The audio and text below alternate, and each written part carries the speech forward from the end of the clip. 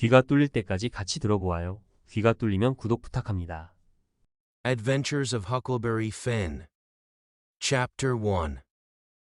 You don't know about me without you. I've read a book by the name of The Adventures of Tom Sawyer, but that ain't no matter. That book was made by Mr. Mark Twain, and he told the truth, mainly. There was things which he stretched, but mainly, he told the truth. That is nothing.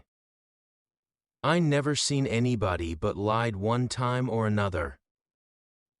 Without it was Aunt Polly, or the widow, or maybe Mary. Aunt Polly Tom's Aunt Polly, she, as in Mary, and the widow Douglas is all told about in that book. Which is mostly a true book with some stretchers, as I said before. Now the way that the book winds up is this: Tom and me found the money that the robbers hid in the cave, and it made us rich. We got $6,000 a piece o' gold. It was an awful sight of money when it was piled up. Well, Judge Thatcher he took it, and put it out at interest. And it fetched us $1 a day.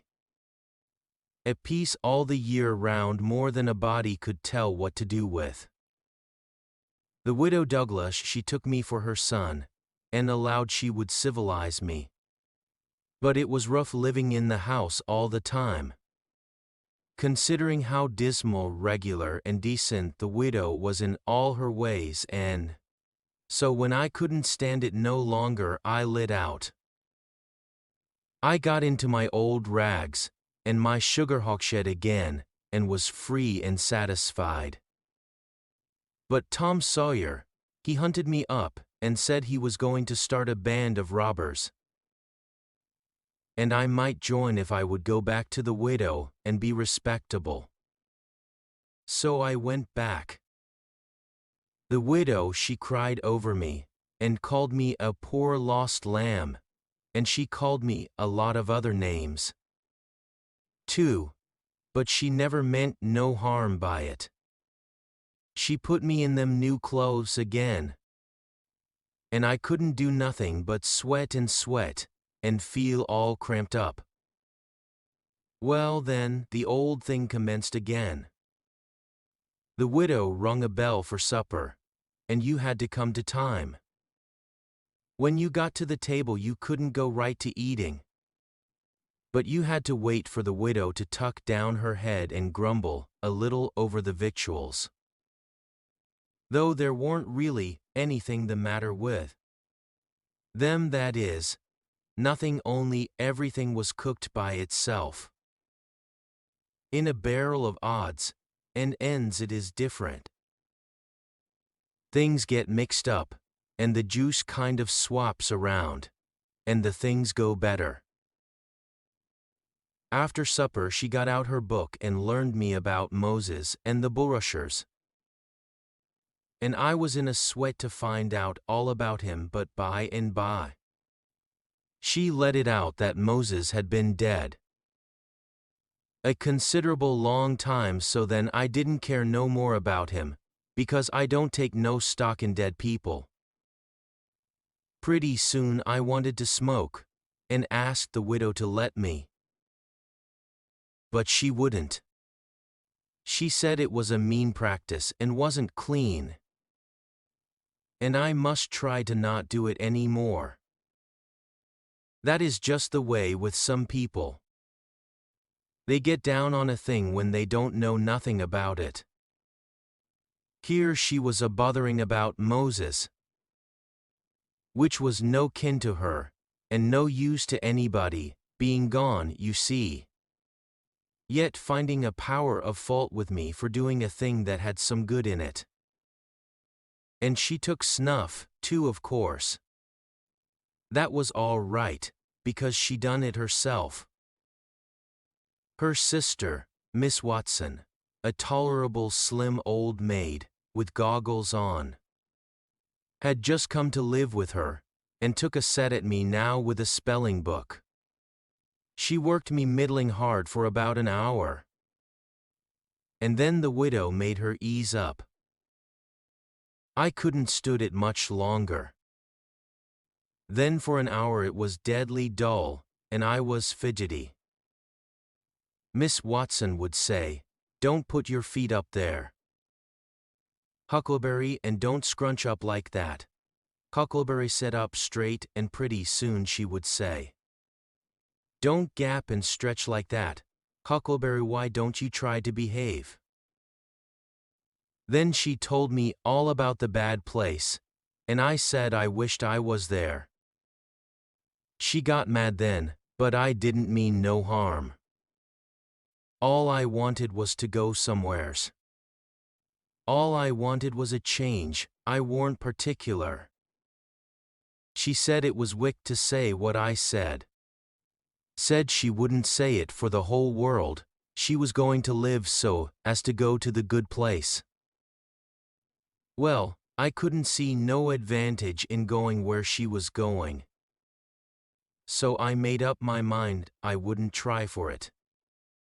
But I never said so, because it would only make trouble, and wouldn't do no good. Now she had got a start, and she went on and told me all about the good place. She said all a body would have to do there was to go around all day long with a harp and sing forever and ever. So I didn't think much of it. But I never said so. I asked her if she reckoned Tom Sawyer would go there, and she said not by a considerable sight. I was glad about that, because I wanted him and me to be together. Miss Watson, she kept pecking at me, and it got tiresome and longsome. By and by they fetched the niggers in and had prayers. And then everybody was off to bed. I went up to my room with a piece of candle, and put it on the table. Then I sat down in a chair by the window, and tried to think of something cheerful, but it warn't no use. I felt so lonesome I most wished I was dead. The stars were shining, and the leaves rustled in the woods, ever so mournful. And I heard an owl, away off, a-hooing about somebody that was dead. And a whippoorwill, and a dog crying about somebody that was going to die. And the wind was trying to whisper something to me. And I couldn't make out what it was, and so it made the cold shivers run over me. Then away out in the woods, I heard that kind of a sound that a ghost makes when it wants to tell about something that's on its mind and can't make itself understood, and so can't rest easy in its grave, and has to go about that way every night grieving. I got so downhearted and scared I did wish I had some company. Pretty soon a spider went crawling up my shoulder, and I flipped it off, and it lit in the candle. And before I could budge it was all shriveled up. I didn't need anybody to tell me that that was an awful bad sign and would fetch me some bad luck. So I was scared and most shook the clothes off of me. I got up and turned around in my tracks 3 times, and crossed my breast every time. And then I tied up a little lock of my hair with a thread to keep witches away. But I hadn't no confidence. You do that when you've lost a horseshoe that you've found, instead of nailing it up over the door. But I hadn't ever heard anybody say it was any way to keep off bad luck when you'd killed a spider. I sat down again, a-shaking all over, and got out. My pipe for a smoke for the house was all as still as death now, and so the widow wouldn't know. Well, after a long time, I heard the clock away off in the town go boom boom boom 12 licks, and all still again, stiller than ever. Pretty soon I heard a twig snap down in the dar. Amongst the trees something was a-stirring. I sat still and listened. Directly I could just barely hear a mayo, mayo, down there. That was good, says I, mayo, mayo, as soft as I could. And then I put out the light and scrambled out of the window onto the shed. Then I slipped down to the ground and crawled in among the trees, and sure enough, there was Tom Sawyer waiting for me.